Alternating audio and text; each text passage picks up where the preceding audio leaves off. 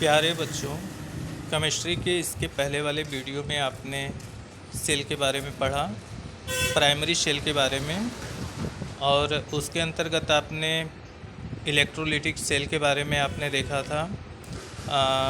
Electrolytic cell था, galvanic cell के अंतर्गत आपने डेनियल सेल को भी पढ़ा, और लैक्लेंसी सेल जिसको ट्राई सेल कहा जाता है, प्राइमरी सेल के अंतर्गत वो सब सेलें आती हैं। और आज हम आपको इस वीडियो में सेकेंडरी सेल के बारे में बताएंगे और सेकेंडरी सेल के आगे के और भी अन्य टॉपिक्स के बारे में आपको इस वीडियो में पढ़ने को मिलेगा। तो पहले एक छोटी सी चर्चा हम कर लेते हैं प्राइमरी सेल और सेकेंडरी सेल के बारे में। तो प्राइमरी सेल वो सेल होते हैं जिनको आप एक बार यूज कर सकते हो, दोबारा उनको आप चार्ज नहीं कर सकते हैं। और सेकेंडरी सेल ऐसे सेल होते हैं जिनको एक बार डिस्चार्ज होने के बाद आप दोबारा उनको पुनः चार्ज कर सकते हैं। ठीक है, आज हम लोग जानेंगे जो सेकेंडरी सेल के अंतर्गत रखा गया है, जिसको लेड एसिड स्टोरेज बैटरी भी कहा जाता है। इसको सीसा संचायक सेल के नाम से भी हिंदी में जाना जाता है। अब ये क्या होता है तो ध्यान से देखिएगा, फिगर के ही माध्यम से आपको पूरा कॉन्सेप्ट समझ में आ जाएगा। देखिए, इसमें कुल 6 सेलें होती हैं। ठीक है, एक ये सेल हो गया, दूसरा ये सेल हो गया, इसी तरह से ये तीसरा सेल हो गया, ये चौथा सेल हो गया, ये पांचवा सेल हो गया और ये छठवां सेल हो गया। ठीक है, तो टोटल 6 सेलें होती हैं और इन 6 सेलों को एक दूसरे के साथ श्रेणी क्रम में जोड़ करके इनको एक ये प्लास्टिक का कंटेनर होता है, प्लास्टिक के कंटेनर में इनको व्यवस्थित कर देते हैं। ठीक है, अब इस पूरे उपकरण में, इस पूरे पात्र में sulphuric acid H2SO4 sulphuric acid को भर दिया जाता है, जिसकी सांद्रता कितनी होती है 37% भार के अनुसार इसकी सांद्रता होती है, जो वैद्युत अपघट्य का कार्य करता है। प्रत्येक सेल के जो लेफ्ट साइड आप इधर देख रहे हो बाएं तरफ, इस पे लेड की कोडिंग कर दी जाती है। किसकी कोडिंग कर दी जाती है? लेड की। और ये लेड की जो कोडिंग की गई होती है ये एनोड का काम करता है। ठीक है, और इसके दूसरे तरफ ये जो आप सेल का दूसरा साइड देख रहे हैं, इसको कोड कर दिया जाता है लेड डाई ऑक्साइड से, PbO2 के द्वारा इसको कोडेट कर दिया जाता है। तो इस तरीके से प्रत्येक सेल के साथ इस तरीके का काम होता है कि एक तरफ इसका लेड की कोटिंग कर दी जाती है जो एनोड का काम करता है, दूसरी सतह पर लेड डाई ऑक्साइड PbO2 की कोटिंग कर दी जाती है जो कैथोड का काम करता है। ठीक है, प्रत्येक सेल का जो कैथोड है वो दूसरे सेल के एनोड के साथ जुड़ा होता है, ऐसे। ठीक है, इसी तरह दूसरे सेल का ये जो कैथोड है ये तीसरे सेल के एनोड के साथ जुड़ा होता है। तो इस तरह आप देख सकते हैं कि श्रेणी क्रम में 6 सेलें जोड़ दी जाती हैं। प्रत्येक सेल का जो विभवांतर है वो 2 वोल्ट होता है। ठीक है, तो 6 सेल हैं टोटल, तो इन 6 सेलों का कुल विभवांतर हो जाएगा क्या 12 वोल्ट। अर्थात इस पूरे सेल का यानी पूरी बैटरी का जो विभवांतर होता है वो 12 वोल्ट का होता है। ठीक है, अब इसमें इसके एनोड और कैथोड को, यानी ये एनोड और कैथोड, इनको जब हम किसी वैद्युत स्रोत के द्वारा जोड़ देते हैं, ठीक है, जब इनको वैद्युत स्रोत के द्वारा जोड़ दिया जाता है तो इसमें धारा का संचरण शुरू हो जाता है। ठीक है, और धारा का प्रवाह प्रारंभ होते ही एनोड पर ऑक्सीकरण की क्रिया होती है और कैथोड पर अपचयन की क्रिया होनी शुरू हो जाती है। ऑक्सीकरण की क्रिया में एनोड प्लेट से जो लेड धातु है वो एनोड प्लेट पर इलेक्ट्रॉन त्याग करके लेड आयन के रूप में विलयन में आने लगता है। ठीक है, विलयन में ये आने लगता है, और कैथोड प्लेट पर जो PbO2 है यानी लेड डाई ऑक्साइड, देखिए ये एनोड प्लेट पर इलेक्ट्रॉन त्यागा। ठीक है, इसी तरह और भी जो एनोड प्लेट पर लेड के धातु परमाणु हैं, मेटल एटम्स हैं, वो इलेक्ट्रॉन त्याग कर करके विलयन में लेड आयन के रूप में आने लगते हैं।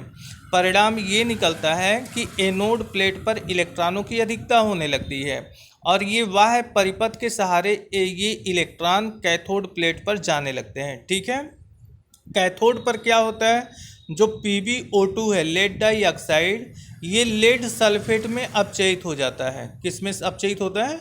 लेड सल्फेट में ये अपचयित होता है इलेक्ट्रॉनों को ग्रहण करके। ठीक है।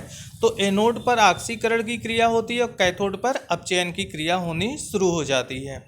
तो इसमें आप क्या लिख सकते हैं कि यह एक द्वितीयक प्रकार का सेल है जिसे आप लेड संचायक सेल भी कहते हैं। इनमें 6 सेलें होती हैं, प्रत्येक का विभव 2 वोल्ट का होता है, तो बैटरी का पूरा विभवांतर 12 वोल्ट का हो जाएगा। इनको परस्पर श्रेणी क्रम में जोड़ करके एक प्लास्टिक के डब्बे में इनको व्यवस्थित कर देते हैं, ठीक है। और एनोड पर इसके ऑक्सीकरण की क्रिया होती है, ठीक है। यहाँ पे आप देख सकते हैं, हाँ, एट एनोड प्लेट पर ये देखिए लेड परमाणु, धातु परमाणु जो है वो इलेक्ट्रॉन त्याग करके जो विलयन सल्फ्यूरिक एसिड का चूँकि विलयन है, अब वैद्युत अपघट्य के कारण सल्फ्यूरिक एसिड विलयन में आयोनाइज हो जाता है, ठीक है, 2H पे प्लस SO4 पे माइनस, ये सल्फेट आयन। तो विलयन में जो लेड आयन आता है वो विलयन में उपस्थित सल्फेट आयन से जुड़कर लेड सल्फेट का अवक्षेप बना लेता है। ये अवक्षेप अविलेय अवस्था में उस विलयन में नीचे बैठ जाता है। और यहाँ आप देख सकते हो कि इलेक्ट्रॉनों का त्याग हो रहा है, मतलब घटना ऑक्सीकरण की चल रही है एनोड कक्ष पर। और इसी के साथ ही साथ कैथोड प्लेट पर देखिए क्या हो रहा है, जो लेड डाइऑक्साइड है, चूँकि कैथोड प्लेट पर एनोड के इलेक्ट्रॉन बाह्य परिपथ के सहारे जा रहे हैं, तो ये लेड डाइऑक्साइड विलयन में उपस्थित सल्फेट आयन के द्वारा इलेक्ट्रॉन को ग्रहण करके लेड सल्फेट में अपचयित हो रही है। तो लेड सल्फेट का यहाँ पे भी जो अविलेय अवक्षेप बनता है ये विलयन में नीचे बैठ जाता है। ये घटना रिडक्शन की हो गई। अब पूरे सेल अभिक्रिया को आपको दर्शाना हो तो ये पूरी सेल अभिक्रिया ये आपकी आएगी यहाँ पे कि एनोड का लेड और कैथोड का लेड डाइऑक्साइड सल्फेट आयन के द्वारा अभिकृत हो रहे हैं प्रोटॉनों की उपस्थिति में। तो अम्लीय माध्यम, इसको आप अम्लीय माध्यम भी कह सकते हैं, लेड सल्फेट का निर्माण होता जा रहा है और वाटर का फॉर्मेशन हो रहा है। आप यहाँ स्पष्ट रूप से देख सकते हो कि जो सल्फ्यूरिक एसिड था विलयन में आयोनाइज हो चुका है और उससे अलग हुआ सल्फेट आयन लेड के द्वारा लेड सल्फेट में ऑक्सीकृत हो रहा है, यानी लेड जो है लेड सल्फेट में अपचयित हो रहा है। और इस तरह सल्फ्यूरिक एसिड का धीरे धीरे क्या हो रहा है, क्षय होता चला जा रहा है। तो सल्फ्यूरिक एसिड की सांद्रता इसके कारण घटने लगती है और जैसे सल्फ्यूरिक एसिड की सांद्रता घटने लगती है, लेड सल्फेट का फॉर्मेशन जब तेज़ी से काफ़ी मात्रा में हो जाता है, तो हमारे क्या कहते हैं कि बैटरी जो है वो डिस्चार्ज हो चुकी होती है। फिर आप उसमें धारा प्रवाहित करके, मतलब बैटरी को जब आप चार्ज करते हैं तो फिर से ये प्रक्रिया विपरीत क्रम में चलने लगती है और फिर से आपका जो सल्फ्यूरिक एसिड है उसकी सांद्रता धीरे धीरे फिर से प्रोसीड होनी शुरू हो जाती है और हमारा बैटरी पुनः चार्ज हो जाता है, ठीक है। तो ये रहा सेकेंडरी सेल के बारे में। अब यहाँ पे आप जानिए इलेक्ट्रोड पोटेंशियल क्या होता है, इलेक्ट्रोड विभव, ठीक है। तो जब किसी धातु की छड़ को उस धातु के लवण के विलयन में डुबोया जाता है तो धातु की छड़ विलयन के सापेक्ष या तो धनावेशित हो जाएगी या फिर ऋणावेशित हो जाती है। अब इसके कारण धातु की छड़ तथा विलयन के मध्य एक विभवांतर स्थापित हो जाता है जिसे धातु की छड़ का इलेक्ट्रोड विभव कहते हैं। इसको आप ऐसे समझ लो, जैसे मान लो आपने एक कंटेनर ले लिया और इसमें आपने जिंक सल्फेट का विलयन वैद्युत अपघट्य के रूप में आपने डाल दिया, ZnSO4, ठीक है, जिंक सल्फेट का विलयन है। अब इसमें जिंक की छड़ आप डाल दिए, ठीक है।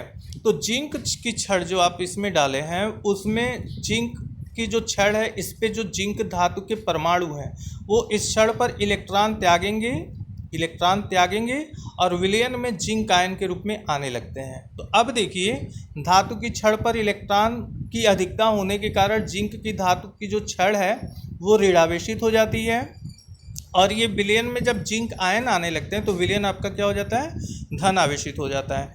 तो इस पूरे उपकरण में आप देख सकते हो कि जिंक की छड़ और विलयन के दोनों के मध्य विपरीत आवेश उत्पन्न हो जाने के कारण एक विभव उत्पन्न होता है जिससे इस सेल का क्या कहेंगे, विभवांतर कहते हैं, इलेक्ट्रोड पोटेंशियल, यानी इसी धातु की छड़ जिंक की धातु की छड़ का इलेक्ट्रोड विभव वो कहलाता है, ठीक है।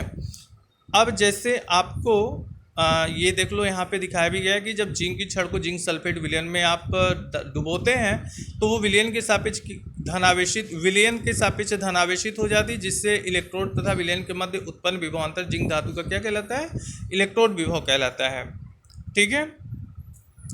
अब नेक्स्ट टॉपिक है मानक इलेक्ट्रोड विभव, स्टैंडर्ड इलेक्ट्रोड पोटेंशियल क्या होता है। तो स्टैंडर्ड इलेक्ट्रोड पोटेंशियल का मतलब ये हुआ कि अभी जो इलेक्ट्रोड विभव का मापन आपने किया उसकी जो परिभाषा आपने पढ़ी कि किसी धातु की छड़ को उसी धातु के लवण के विलयन में डुबोने पर धातु की छड़ विलयन के सापेक्ष धनावेशित अथवा ऋणावेशित हो जाती है, जिसके कारण विलयन और धातु की छड़ के मध्य एक विभवांतर स्थापित होता है, जिससे हम उस छड़ का यानी उस धातु की छड़ का जिसे आपने विलयन में डुबोया है उसी का हम इलेक्ट्रोड विभव कहते हैं। ठीक है।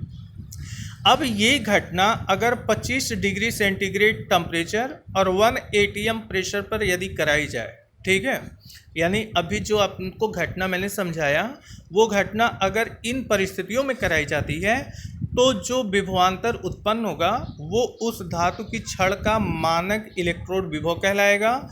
इलेक्ट्रोड विभव को ई से प्रदर्शित करते हैं और मानक इलेक्ट्रोड विभव को ई नॉट के द्वारा प्रदर्शित किया जाता है। कुछ लोग इसे ई जीरो भी बोलते हैं, एक्चुअली ये ई नॉट है, ई नॉट के द्वारा हम इसको प्रदर्शित करते हैं।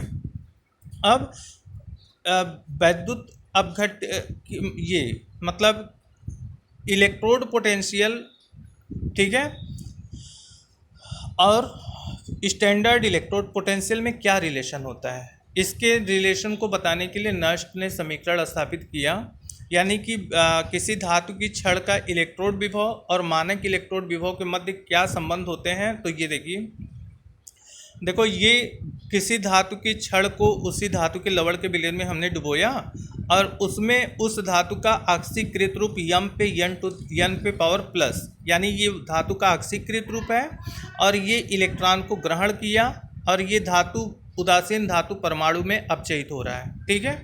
तो ये बड़ा स्क्वायर ब्रैकेट क्या बताता है, कंसंट्रेशन को बताता है, सांद्रता को बताता है। कंसंट्रेशन ऑफ m⁴n प्लस ये विलयन में धातुओं की मोलर सांद्रता को व्यक्त कर रहा है। तो रिलेशन क्या होगा मानक इलेक्ट्रोड विभव और इलेक्ट्रोड विभव के मध्य। तो रिलेशन आप यहाँ पे देख सकते हो, साफ साफ दिखा है कि E बराबर होता है E नॉट माइनस 2.303 RT बटे NF इंटू log 1 बटे concentration of oxidised form of metal ion. ठीक है, नीचे मतलब लाग के नीचे ये 1 ये जो फार्म होता है वो ऑक्सीडाइज्ड फार्म होता है। ठीक है, तो ये चीज़ दिमाग में रखिएगा कि लाग 1 नीचे ऑक्सीकृत रूप को हम यहाँ पे लिखते हैं। ठीक है, ये समीकरण आपके लिए बहुत ही इम्पॉर्टेंट होने वाला है क्योंकि बोर्ड की परीक्षाओं में और इसके बाद जो कंपटीशन की परीक्षाएं होने वाली हैं उन परीक्षाओं में आपसे ये नर्स्ट इक्वेशन पूछता है। अच्छा, इसमें जो प्रयुक्त हुए यूनिट्स हैं उनको जान लो आप। ये वैद्युत इलेक्ट्रोड विभव होगा, ये मानक इलेक्ट्रोड विभव हो गया, ये गैस कांस्टेंट हो गया, टेम्परेचर ऑन एब्सोल्यूट स्केल, और स्मॉल n इलेक्ट्रॉनों की संख्या है मोलों में। EF फैराडे कांस्टेंट है जिसका मान 96,500 कूलम या फिर 96,485, ठीक है, 96,485 इसका एग्जैक्ट वैल्यू होता है, लेकिन इसको हम लोग क्या लिख सकते हैं 96,500 कूलम भी लिख सकते हैं। ठीक है, अब देखिए नेक्स्ट टॉपिक आपकी आती है रेडॉक्स कपुल, यानी रिडॉक्स युग्म क्या होता है ये जान लीजिए। तो देखो किसी भी सेल का जो सेल रिएक्शन होता है ना उसको दर्शाने का एक संक्षिप्त रूप ही रिडॉक्स कपुल कहलाता है। किसी भी हाफ सेल रिएक्शन को संक्षिप्त रूप में दर्शाने का जो माध्यम होता है उसे ही रिडॉक्स कपुल कहते हैं। रिडॉक्स कपुल लिखते कैसे हैं तो इसको जानने के लिए एक रिएक्शन समझो पहले। तो जैसे मान लो ये जिंक परमाणु इलेक्ट्रॉन त्याग करके जिंक आयन के रूप में ऑक्सीकृत हो रहा है। ठीक है, ये हाफ सेल रिएक्शन है। अब इस हाफ सेल रिएक्शन को अगर आपको शार्ट में दर्शाना है तो कैसे दर्शाएंगे, तो देखो रेडॉक्स युग्म को दर्शाने का तरीका होता है A/B, इस तरीके से। A क्या होता है, किसी पदार्थ का ऑक्सीकृत रूप होता है, ठीक है, और B क्या होता है, ये अपचयित रूप होता है। ऑक्सीडाइज्ड फॉर्म को पहले लिखते हैं और रिड्यूस्ड फॉर्म को बाद में लिखते हैं। ये रेडॉक्स कपुल को दर्शाने का ये एक तरीका होता है, ये सिस्टम होता है। ठीक है, तो यहाँ पे देखो ये रिएक्शन, तो इसमें ऑक्सीकृत रूप क्या है, जिंक आयन है, अपचयित रूप क्या है, जिंक परमाणु है। अब इसको अगर हमें दर्शाना है रिडॉक्स कपुल के माध्यम से तो कैसे लिखेंगे, जिंक आयन ऑब्लिक जिंक। ये आपका इस हाफ सेल रिएक्शन को ये आप रिएक्शन को ऐसे आप दर्शा सकते हो रेडॉक्स कपल के द्वारा, ठीक है।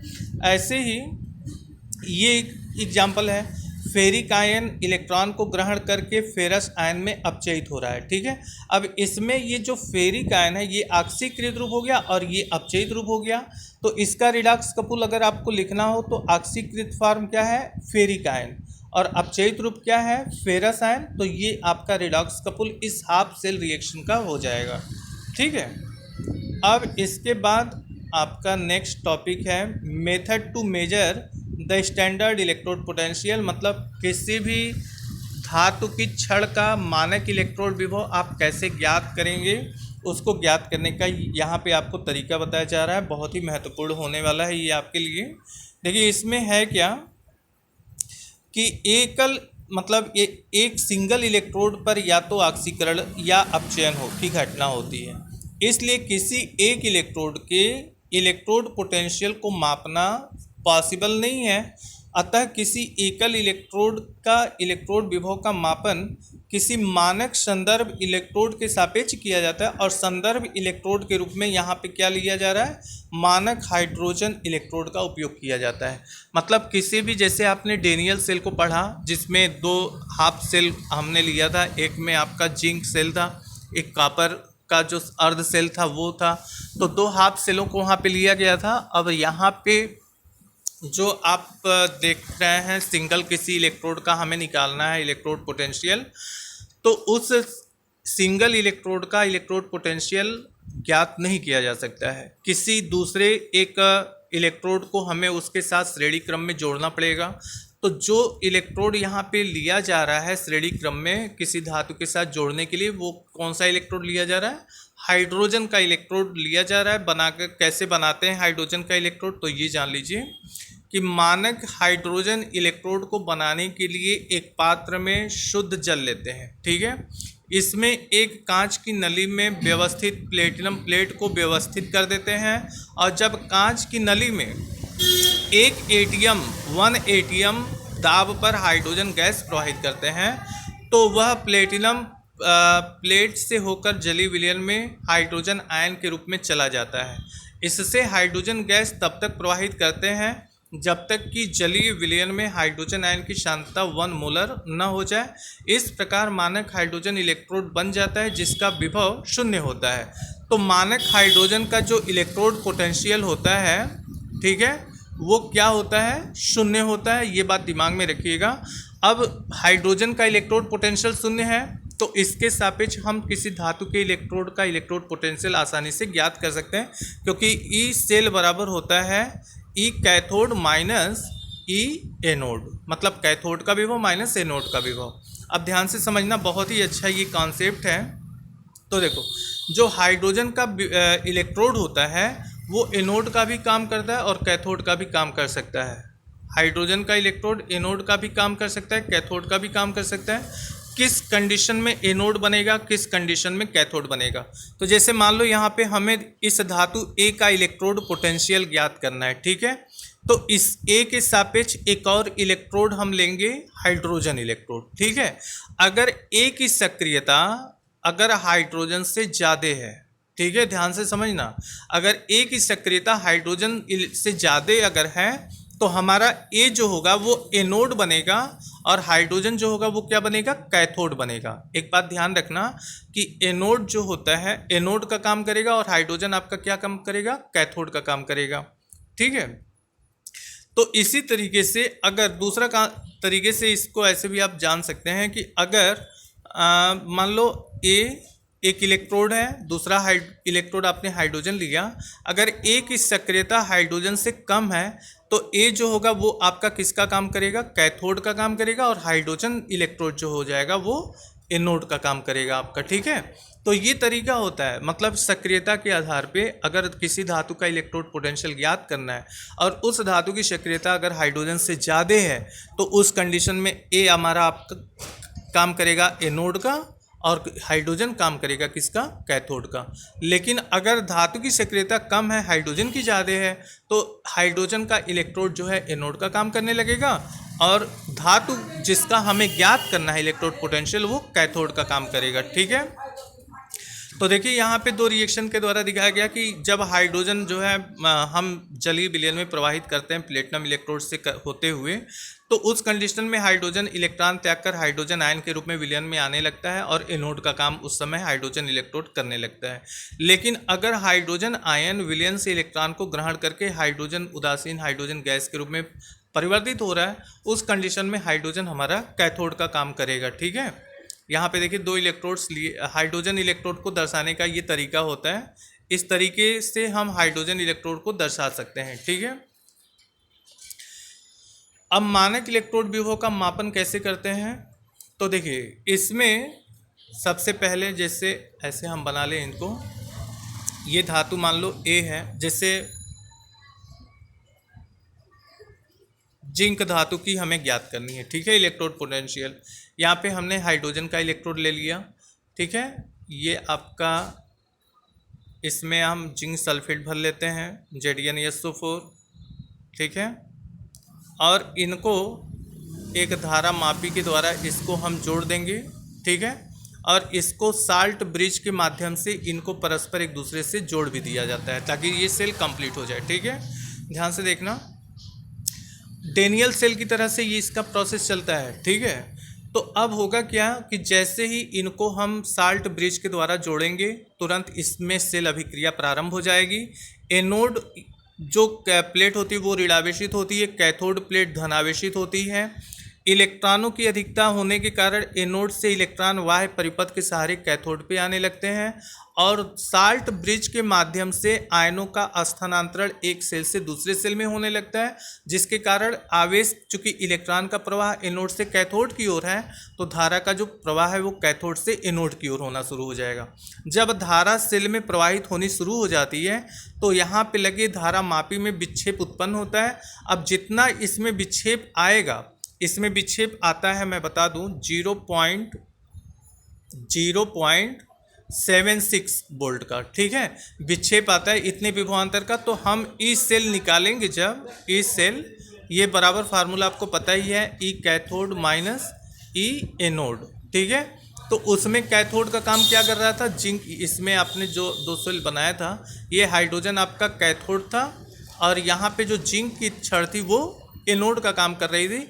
तो यहाँ पे कैथोड का विभव, चूँकि हाइड्रोजन का मानक इलेक्ट्रोड विभव 0 होता है और कैथोड का कितना आया 0.76, तो इसको आप जब घटाएंगे तो आएगा 0.76 माइनस के साथ, तो माइनस 0.76 ये पूरे सेल का वैद्युत वाहक बल कह सकते हो, या इलेक्ट्रोड पोटेंशियल कह सकते हैं, सेल का भी कह सकते हैं, या फिर जिस धातु का हमें ज्ञात करना है उस धातु का ये इलेक्ट्रोड पोटेंशियल हो गया। ठीक है, तो यहाँ भी हमने जो जिंक की छड़ या जिंक इलेक्ट्रोड का पोटेंशियल जो ज्ञात किया, उस कंडीशन में हाइड्रोजन इलेक्ट्रोड किसका काम कर रहा था, कैथोड का काम कर रहा था। अब हम ऐसे सेल का इलेक्ट्रोड पोटेंशियल फाइंड आउट करेंगे जिसमें हाइड्रोजन इलेक्ट्रोड एनोड का काम करेगा। जैसे हम कॉपर का अगर हमें ज्ञात करना है, तो ऐसे दो सेल हम बना लेते हैं, एक में ये हाइड्रोजन आपका इलेक्ट्रोड है और दूसरे में आपने कॉपर यूज किया है। कॉपर का, चूँकि कॉपर की सक्रियता हाइड्रोजन से कम होती है, इस कारण इस कंडीशन में जो कॉपर की छड़ है